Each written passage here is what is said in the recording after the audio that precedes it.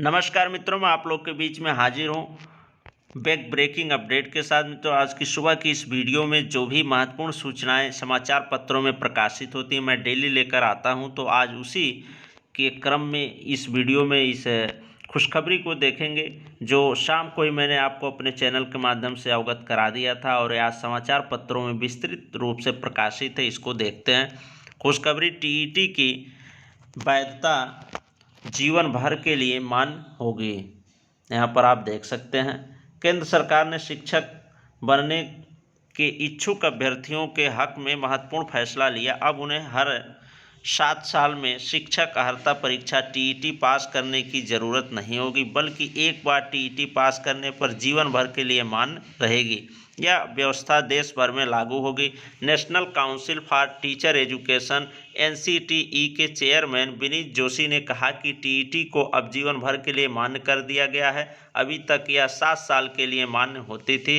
हाल में काउंसिल की बैठक में यह निर्णय लिया गया। नई व्यवस्था आगे आयोजित होने वाली टीईटी परीक्षाओं के लिए लागू होगी। जो छात्र पहले ही टीईटी पास कर चुके हैं उनके मामले में एनसीटी ने कहा कि वह कानूनी सलाह लेकर फैसला लेगी। यानी पुराने जो सर्टिफिकेट पास वाले छात्र हैं, जिनके पास पास की सर्टिफिकेट है शिक्षक पात्रता परीक्षा की, उनके ऊपर भी जल्द ही निर्णय लिया जाएगा विधिक रूप से सलाह लेकर। एनसीटी ने ऐसा कहा है। यहाँ पर देख सकते हैं आप, नेट की तर्ज पर ये चीज़ें की जा रही हैं। शिक्षा का अधिकार कानून लागू होने के बाद उच्च शिक्षा की भांति स्कूल शिक्षा में भी नेट की तर्ज पर टीईटी का प्रावधान किया गया, लेकिन अभी इसकी मान्यता 7 साल के लिए है। यानी टीईटी के बाद व्यक्ति 7 साल में शिक्षक नियुक्त नहीं होता है तो फिर से उसे टीईटी पास करनी होती थी। इसी प्रकार नई नौकरी के लिए आवेदन में भी यह प्रक्रिया आड़े आती थी। तो इस प्रकार से यहाँ पर आप देख सकते हैं, अभ्यर्थियों के लिए खुशखबरी है। अगर आप एक बार शिक्षक पात्रता परीक्षा टेट या सीटेट पास कर लेते हैं तो आपको आजीवन यहाँ पर आजीवन वैधता उसकी मिल जाएगी। यहाँ पर देखिए, 7 साल के बाद दोबारा बैठना पड़ता है परीक्षा में। मौजूद व्यवस्था के तहत 7 साल के बाद अभ्यर्थियों को दोबारा टीईटी पास करना पड़ता है। इसके चलते हर साल केंद्र सरकार या राज्यों द्वारा आयोजित होने वाली शिक्षक पात्रता परीक्षाओं में लाखों उम्मीदवार बैठते हैं। कई वर्षों से अभ्यर्थी इसे यूजीसी नेट की तर्ज पर बदलाव की मांग कर रहे थे। केंद्र सरकार में 2 बार आयोजित करती है परीक्षा। केंद्र सरकार यानी सेंट्रल गवर्नमेंट जो है 2 बार आयोजित करती है परीक्षा। केंद्र सरकार टीईटी का आयोजन साल में 2 बार यानी दिसंबर और जुलाई में करती है। हालांकि इस वर्ष जुलाई माह के लिए परीक्षा स्थगित होने के कारण उम्मीदवारों को यह चिंता सता रही है कि सीबीएसई द्वारा सीटीईटी 2020 परीक्षा केवल एक बार ही आयोजित किया जा सकता है।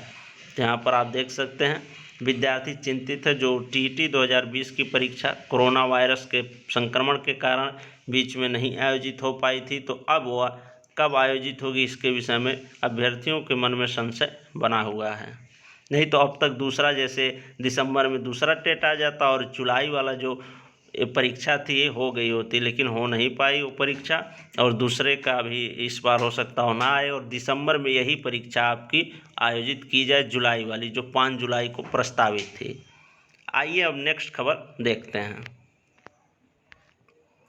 अगली खबर है, 69,000 शिक्षक भर्ती रद्द किया जाएगा, कम गुणांक वालों का चयन। एनआईसी की रिपोर्ट में यदि गलत नियुक्तियां मिली तो उसे सुधारेंगे, महाधिवक्ता जी का ऐसा कहना था। इस खबर को विस्तृत से देखते हैं। 69,000 सहायक अध्यापक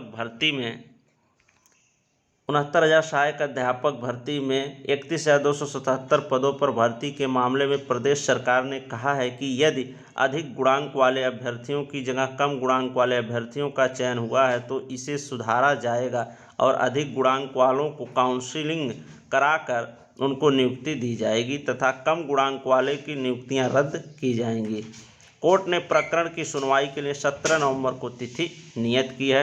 ये सूचना मैंने पहले भी अपने वीडियो में आपको दे रखा था, जिस दिन शाम को इसकी खबर आई थी 19 को ही, कि अधिवक्ता महोदय जो थे राघवेंद्र सिंह, उन्होंने इस सूची में गड़बड़ी का आरोप स्वीकार किया है और उन्होंने कहा ठीक, हम इसकी एनआईसी और सब चीज़ों से जांच कमेटी बैठाकर जांच कराएंगे और जैसा होगा आगे उस पर कदम उठाया जाएगा। कम गुणांक वाले को भी बाहर कर दिया जाएगा अगर वो गलत पाया जाता है और अधिक गुणांक वाले को हम नियुक्ति देंगे अगर वो सही है। इलाहाबाद हाईकोर्ट में चल रही इस मामले की सुनवाई के दौरान महाअधिवक्ता राघवेंद्र सिंह ने वीडियो कॉन्फ्रेंसिंग से उपस्थित होकर बताया कि एनआईसी से इस बात की पड़ताल की गई है कि कम पदों के बावजूद सूची जारी करने में किस प्रकार से अनियमितता हुई है। एनआईसी की रिपोर्ट आने के बाद यदि गड़बड़ी मिलती है तो उसे सुधारा जाएगा। महाधिवक्ता ने कोर्ट को बताया कि सभी नियुक्तियां अभी अंतिम नहीं हैं और इस पर पुनर्विचार हो सकता है। ठीक, नियुक्तियां सुप्रीम कोर्ट के अंतिम निर्णय के अधीन हैं। यहाँ पर आप जान सकते हैं कि जो भी ये नियुक्ति दी गई है 31,277 वो अभी अस्थाई नियुक्ति नहीं है, अस्थाई है। अभी वो सुप्रीम कोर्ट के निर्णय के अधीन है। सुप्रीम कोर्ट से जैसा आपको पता है 24 जुलाई को ही मामला रिजर्व रखा गया है और अभी तक उसको डिलीवर नहीं किया गया। उस आर्डर पे पूरी नियुक्ति प्रक्रिया निर्भर करेगी। 31,277 के अगर वहाँ से फैसले में उलटफेर होता है तो यहाँ पर आपको नियुक्ति पत्र जो है रद्द कर दिए जाएंगे। और आगे पढ़ते हैं। सुप्रीम कोर्ट में कट ऑफ मेरिट और शिक्षा मित्रों के समायोजन का प्रकरण अभी लंबित है, जो भी मैंने बताया आपको। उन्होंने कहा कि सरकार की ओर से कम गुणांक वालों के नियुक्ति देने और अधिक गुणांक वालों को नियुक्ति नहीं देने का सवाल ही नहीं उठता है। यदि ऐसा हुआ है तो मेधावी अभ्यर्थी को काउंसलिंग में बुलाकर अवसर दिया जाएगा। महाधिवक्ता ने कहा कि अगली सुनवाई पर वह यदि कोई जांच रिपोर्ट होगी तो उसे कोर्ट के समक्ष रखेंगे, साथ ही उस पर राज्य सरकार का नज़रिया भी स्पष्ट करेंगे। तो अगली सुनवाई में 17 नवंबर को अपनी रिपोर्ट सौंपेंगे महाधिवक्ता, जो सरकारी अधिवक्ता हैं।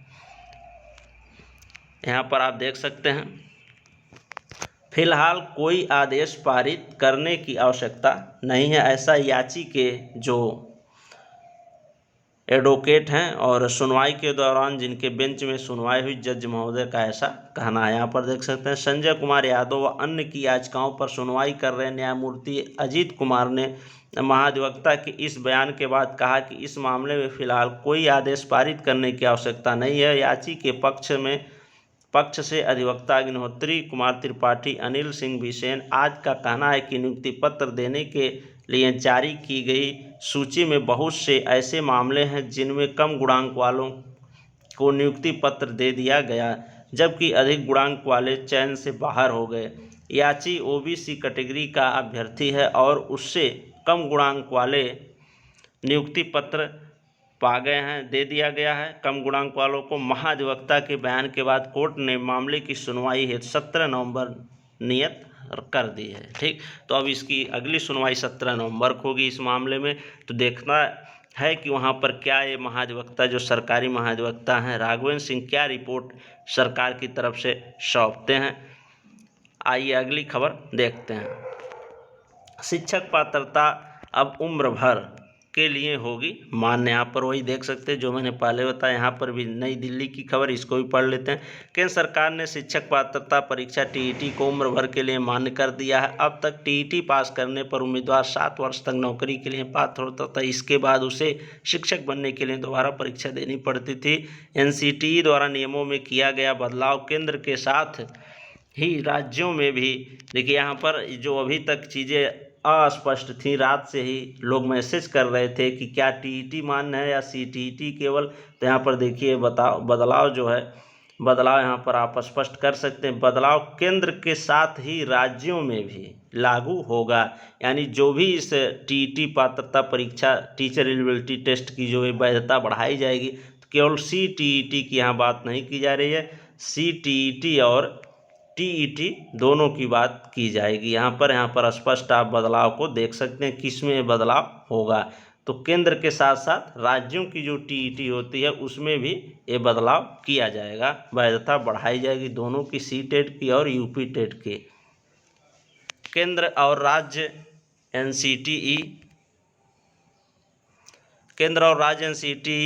के नियमों से टीईटी करवाते हैं। केंद्र सरकार के लिए सीबीएसई और राज्य अपनी परीक्षा खुद करवाते हैं। National council for teacher education की पिछले दिनों हुई बैठक में नियमों में बदलाव को मंजूरी दी गई। सरकार के इस फैसले का सबसे अधिक लाभ महिलाओं को होगा। दरअसल शादी और बच्चों के चलते वे नौकरी छोड़ देते थे, अब दोबारा आसानी से नौकरी पा सकेंगे। तो ये रही आज की महत्वपूर्ण समाचार में प्रकाशित खबरें मित्रों। ठीक, तो ऐसे ही खबरों को प्राप्त करने के आप हमारे चैनल को सब्सक्राइब अवश्य करें। मिलते हैं नेक्स्ट अपडेट के साथ।